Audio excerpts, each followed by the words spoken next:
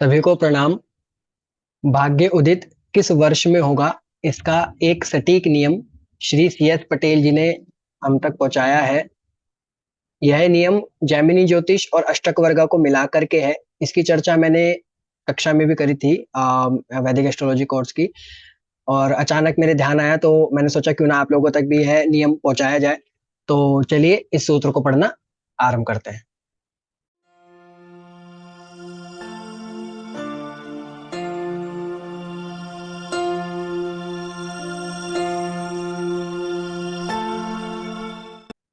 तो नियम ये कहता है, भाग्यारूढ़े धनुर्लग्ने भाग्ये यावत् फलैर्युते तावत् द्वैरिशात् परं भाग्यम योगवान कीर्तिमान भवेत्। यानी वो कह रहे हैं कि नाइन्थ हाउस का, यानी नाइन्थ हाउस का जो पद है, वो पद हमें निकालना है। वो पद हमें देखना है कि वो किस भाव में पड़ रहा है। पद जेमिनी में पद निकालने की जो विधि है वो मैं एक बार फटाफट से बता देता हूँ जिन लोगों को नहीं पता। कोई भी, जिस भी भाव का हमें आरूढ़ निकालना है, जिस भी भाव का हमें पद निकालना है, उस भाव का स्वामी हमें देखना है कि वो अपने से कितना आगे गया। वो अपने भाव से जितना आगे जाएगा, उस प्लैनेट से उतना ही आगे हमें और जाना होता है उस भाव का पद निकालने के लिए। फॉर एग्जाम्पल, यहाँ पर जैसे यदि हम दशम भाव की बात करें तो 10th हाउस के जो स्वामी हैं वो सूर्य हैं। 10th हाउस में सिंह राशि है, तो यहाँ के स्वामी सूर्य बने और सूर्य को हमें देखना है कि वो 10th हाउस से कितना आगे गए। तो यहाँ से सूर्य 6 घर आगे गए, 1 2 3 4 5 6, मकर राशि। तो हमें सूर्य से 6 घर और आगे जाना है। तो हम सूर्य से 6 घर आगे आएंगे तो 1 2 3 4 5 6, यानी मिथुन राशि। 8th हाउस में हमारा 10th हाउस का पद आ जाएगा, यहाँ पर लिखा हुआ भी है A10। तो ये A10 यही है, ये लग्न 10th हाउस का पद है। A10 मीन्स 10th हाउस का पद। तो इसी तरीके से हमें सारे भावों का पद निकालना होता है। जैसे 11th हाउस का यदि हमें पद निकालना है तो 11th लॉर्ड हमें देखना है। 11th लॉर्ड कहाँ गया, अपने से 5 घर आगे गया, अगेन मकर।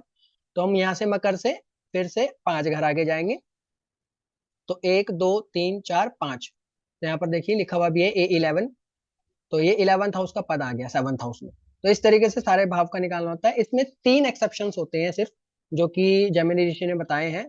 वो एक्सेप्शंस ये हैं कि किसी भी भाव का स्वामी यदि उसी भाव में बैठ जाए तो उस केस में यहाँ पर एक्सेप्शन लग जाता है कि वहां से 10 घर हमें आगे जाना है। 10 घर यदि हम आगे जाएंगे तो जो भी भाव आएगा उस भाव में, उस भाव का पद हो जाएगा, उस भाव का पद हो जाएगा। जैसे इस कुंडली में शनि अपनी ही राशि कुंभ राशि में बैठे, अपनी ही राशि कुंभ राशि स्वराशि में बैठे। तो इस केस में एक्सेप्शन लग गया यहाँ पर। पहला एक्सेप्शन ये बोलता है कि अपने से 10 घर आगे जाना। तो यहाँ से हम 10 घर आगे जाएंगे तो मकर, ये वृश्चिक राशि आ जाएगी, लग्न, यानी फर्स्ट हाउस हमारा A4 आ जाएगा, 4th हाउस का पद आ जाएगा। यहाँ पर इन्होंने A4 8th हाउस में लिया हुआ, ये गलत है। इस तरीके से यहाँ पर इन्होंने कुछ और नियम लिया है इस सॉफ्टवेयर में। बट जो ओरिजिनल, जो महर्षि पराशर जी का जो ग्रंथ का नियम है, वो ये कहता है कि अपने से 10 घर आगे जाना है। इसी तरीके से सेकंड नियम ये कहता है कि यदि कोई भी ग्रह अपने से सप्तम चले जाए, अपने से 7 घर आगे चले जाए, तो उस केस में हमें उस के ओरिजिनल पॉइंट से, जो भी वो भाव है, वहां से 4 घर आगे जाना है। 4 घर आगे जाएंगे तो जो भी भाव आएगा वो हमारा उस भाव का पद हो जाएगा। जैसे इस कुंडली में लग्नेश मंगल है, वृश्चिक लग्न है, तो लग्नेश मंगल है वो, और मंगल अपने से 7 घर आगे चले गए, अपने से 7 घर आगे आ गए। इसलिए हमें लौट करके 7 घर आगे वापस नहीं जाना है, हमें यहाँ से लग्न से 4 घर आगे जाना है। लग्न से 4 घर आगे जाएंगे तो 4th हाउस आ जाएगा। 4th हाउस आ जाएगा कुंभ राशि। तो कुंभ राशि में हमारा A1 आ जाएगा, यानी आरूढ़ लग्न AL जो आ जाएगा वो हमारा 4th हाउस में आ जाएगा। इस सॉफ्टवेयर में AL जो है वो 10th हाउस में लिया हुआ है। इन्होंने लग्नेश से 4 घर आगे गए हैं, वो ऐसा नहीं है। इसमें ओरिजिनल पॉइंट से लग्न, जो पद है जहां से हम निकाल रहे हैं, वहां से 4 घर आगे जाना होता है। तो इसमें थोड़ी मिस्टेक्स हैं, थोड़ा अलग नियम इसमें लिया हुआ है कुंडली, इसमें सॉफ्टवेयर में। तो हमारा जो नियम है उसके अनुसार हमें 4th हाउस में इसका पद लेना है। इसी तरीके से तीसरा नियम जो है वो बोलता है कि यदि कोई भी ग्रह अपने से 4 घर आगे आ जाए तो हमें उसी भाव में उसका पद ले लेना है। जैसे इस कुंडली में हम यदि सेकंड हाउस की बात करें तो धनु राशि है सेकंड हाउस में, और उसके स्वामी जुपिटर अपने से 4 घर आगे बैठे हैं पंचम भाव में। तो यहां से अभी अब हमें 4 घर और आगे नहीं जाना, हमें फोर्थ हाउस फिफ्थ हाउस में ही पद ले लेना है। यहाँ पर लिखा हुआ भी है, देखिए A2, तो ये सेकंड हाउस का ही पद है। तो इसी तरीके से कोई भी भाव का स्वामी यदि अपने से 4 घर आगे चले जाए तो हमें वहीं उसी भाव में उसका पद ले लेना है, सिंपल। तो ये 3 ही एक्सेप्शंस हैं इसमें आरूढ़ लग्न के इस नियम में। अब नियम ये बोलता है कि A9 जो नाइन्थ हाउस का जो पद है, जो भी पद आएगा, जो भी भाव आएगा, उस भाव में अष्टक वर्गा में हमने देखना है कितने बिंदु हैं। सिंपल, उस भाव में हमें देखना है अष्टक वर्गा में कितने बिंदु हैं। जितने भी बिंदु होंगे वो वर्ष हमारे कुंडली में भाग्योदय का वर्ष होगा, या हम कह सकते हैं वहां से व्यक्ति अच्छी अर्निंग करना स्टार्ट कर देता है।